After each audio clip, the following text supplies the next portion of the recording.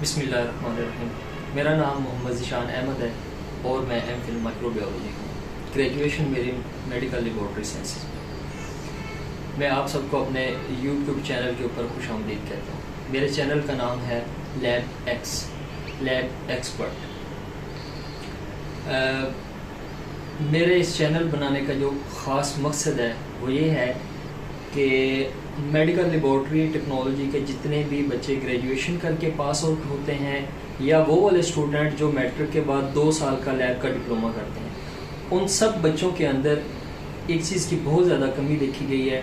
या तो वो थ्योरेटिकली बहुत स्ट्रॉन्ग होते हैं और उनका प्रैक्टिकल नहीं होता, या तो वो प्रैक्टिकली स्ट्रॉन्ग होते हैं और उनकी थ्योरी जो है वो बहुत ज़्यादा वीक होती है।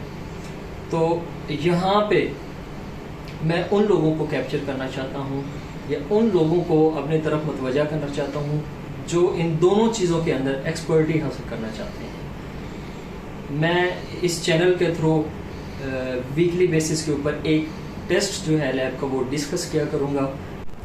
उसकी डिस्क्रिप्शन ये है। सबसे पहले हम टॉपिक अपना डिस्कस किया करेंगे।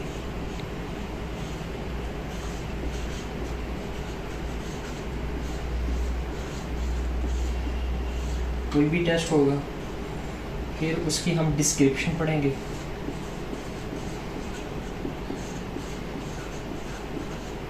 डिस्क्रिप्शन के अंदर उसकी इम्पोर्टेंस का बॉडी रोल,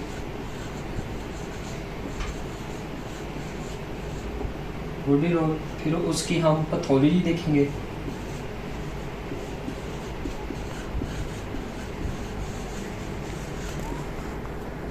फिर हम उसको डायग्नोज करेंगे।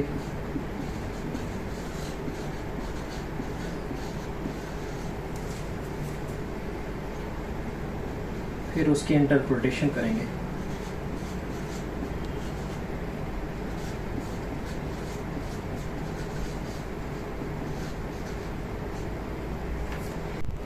अच्छा, आज की वीडियो में हम यूरिक एसिड को डिस्कस करेंगे कि यूरिक एसिड हमारी बॉडी के अंदर कैसे पाया जाता है, इसकी नॉर्मल अमाउंट क्या होती है और इसके अप एंड डाउन होने की कंडीशन को क्या कहते हैं, उससे बॉडी के अंदर क्या इफ़ेक्ट होते हैं, इसका बॉडी के अंदर क्या रोल है।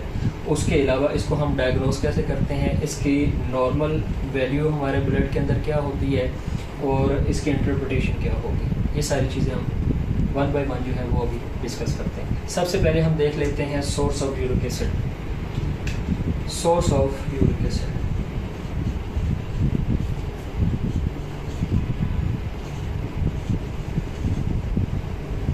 मेनली यूरिक एसिड जो है वो हमारी बॉडी के अंदर प्रोड्यूस होता है।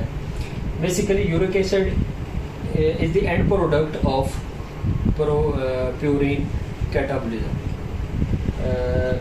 हमारी बॉडी के अंदर हर वक्त सेल की डीनेचरिंग होती रहती है, जिसकी वजह से न्यूक्लिक एसिड निकलता है, उसके अंदर ही प्यूरिन पाई जाती है और जिसकी एंड प्रोडक्ट जो है वो यूरिक एसिड है। मेनली इसकी जो अमाउंट होती है मोस्ट ऑफ देन जो है वो हमारे किडनी के ज़रिए से फिल्टर होकर बॉडी से एक्सक्रीट हो जाती है, लेकिन इसकी कुछ अमाउंट जो है वो हमेशा हमारे ब्लड के अंदर मौजूद होती है।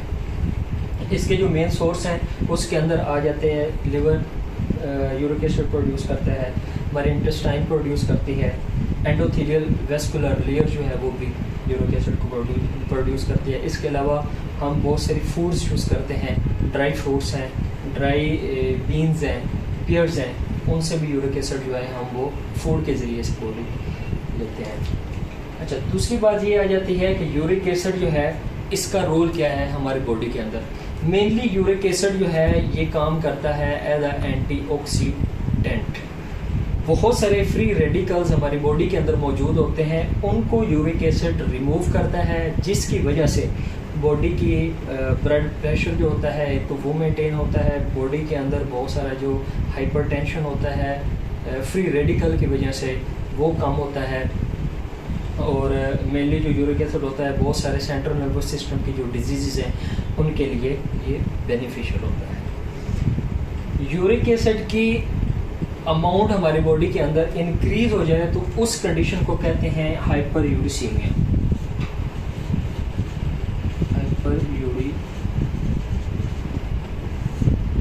हाइपर यूरिसीमिया हाइपरयूरिसीमिया इसकी पैथोलॉजिकल कंडीशन है। इसके अंदर क्या होता है, यूरिक एसिड हमारी बॉडी में एलिवेट कर जाता है एक नॉर्मल लेवल से, जिसकी वजह से ये बॉडी के डिफरेंट जॉइंट्स को जाके इफेक्ट करता है।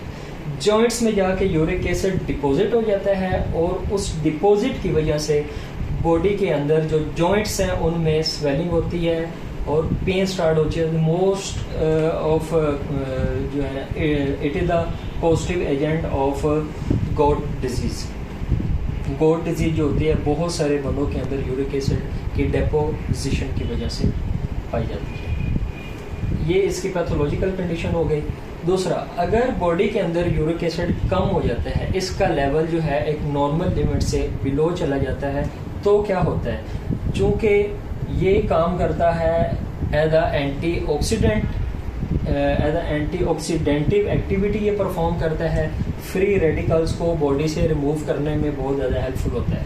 इसकी कमी की वजह से क्या होता है, फ्री रेडिकल बॉडी के अंदर जो है वो ज़्यादा हो जाते हैं, जिसकी वजह से हाइपरटेंशन हो गया और सेंट्रल नर्वस सिस्टम की बहुत सारी जो डिजीज़ हैं उनके होने के चांसेस होते हैं ज़्यादा। इसके साथ साथ ये बहुत ज़्यादा हेल्पफुल होता है पुअर साल्ट वाटर एनवायरनमेंट के अंदर, उसको भी ये बहुत ज़्यादा हेल्पफुल यूज़फुल होता है उसके लिए भी, जिसकी वजह से बॉडी की जो पीएच हो गया या एसिड बेस बैलेंस जो है उसको ये मेंटेन करता है, जिसकी वजह से बॉडी का ब्लड नॉर्मल जो ब्लड प्रेशर है वो मेंटेन होता है। तो हमारी बॉडी के अंदर इसकी जो नॉर्मल वैल्यू पाई जाती है, इसकी नॉर्मल वैल्यू जो होती है वो पाई जाती है 3.5 से 7.2 मिलीग्राम पर pm।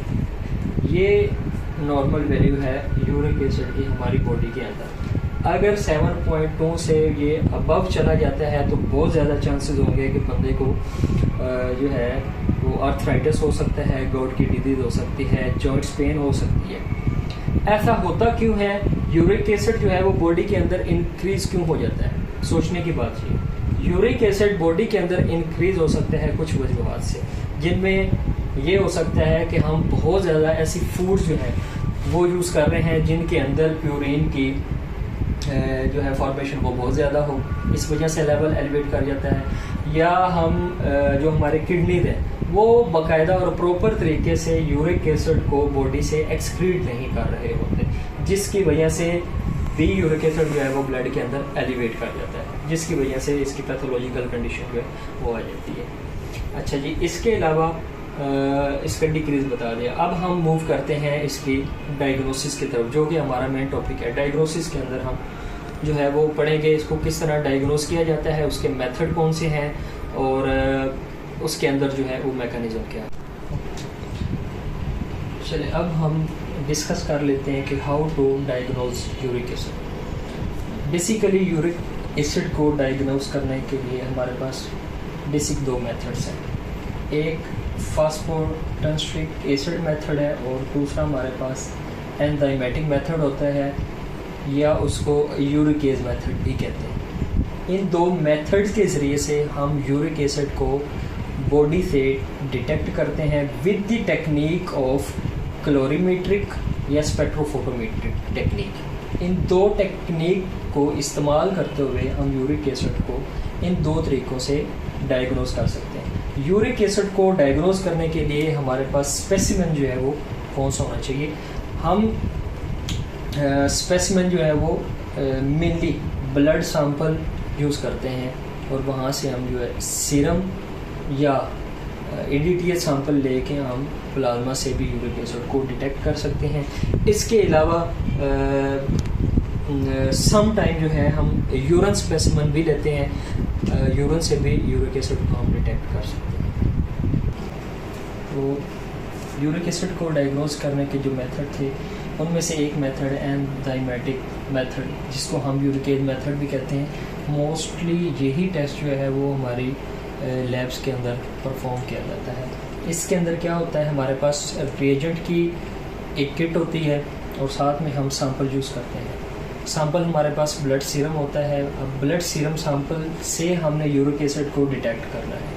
हमारे पास रिएजेंट की किट्स होती हैं, उन किट्स के अंदर हमारे पास जो है वो यूरिकेज एंजाइम मौजूद होता है। यूरिकेज एंजाइम मौजूद होने के साथ साथ हमारे पास क्रोमोजेनिक ऑक्सीजन उसके अंदर मौजूद होती है, उसके साथ साथ हमारे पास पेरोक्सिडेज एंजाइम भी उसी के अंदर मौजूद होता है। होता क्या है कि हम सैंपल जो है उसको लेते हैं, सैंपल को लेने के बाद हम एक वाइल के अंदर यूरिक एसिड का जो रिएजेंट है वो लेते हैं, उन दोनों को मिक्स करते हैं। उसके अंदर जो रिएक्शन होता है वो ऐसा होता है, जो ब्लड सीरम के अंदर मौजूद यूरिक एसिड होता है सबसे पहले उसके ऊपर एक्ट करता है यूरिकेज एंजाइम। यूरिकेज एंजाइम इसके ऊपर एक्ट करके इसको कन्वर्ट कर देता है हाइड्रोजन पेरोक्साइड के अंदर, कार्बन डाइऑक्साइड के अंदर। Third one is the allantoin, इन तीन के अंदर कन्वर्ट कर देता है यूरिकेज एंजाइम यूरिक एसिड को। यहाँ से फिर हाइड्रोजन पर ऑक्साइड जो है ये इन द प्रेजेंस ऑफ पर ऑक्सीडेज एंजाइम रिएक्ट करती है क्रोमोजेनिक ऑक्सीजन के साथ। जब इन दोनों का रिएक्शन होता है तो उनकी बाइंडिंग से एक रेड तरह का कलर प्रोड्यूस होता है जिसको कहते हैं रेड क्यूनन। ये कलर प्रोड्यूस होता है, जितना ज़्यादा ये कलर इंटेंस होगा उतनी ज़्यादा जो है वो यूरिक एसिड की अमाउंट को ये रिप्रेजेंट करेगा। जब ये रिएक्शन हो जाता है तो इसके बाद हम स्पेक्ट्रोफोटोमेट्री के थ्रू हम इसको डिटेक्ट कर लेते हैं। स्पेक्ट्रोफोटोमेट्री का जो यहाँ पे फिल्टर इस्तेमाल किया जाता है वो होता है 520 नैनोमीटर। आप सबसे गुजारिश है कि अगर आपको मेरी ये वीडियो पसंद आई है तो प्लीज़ मेरे इस चैनल को लाइक करें, शेयर करें और सब्सक्राइब करें। और कोई कमी पेशी हो तो प्लीज़ कमेंट में मुझे ज़रूर बताइएगा, मैं उसको मज़ीद एलेबोरेट करने की कोशिश करूँगा। शुक्रिया।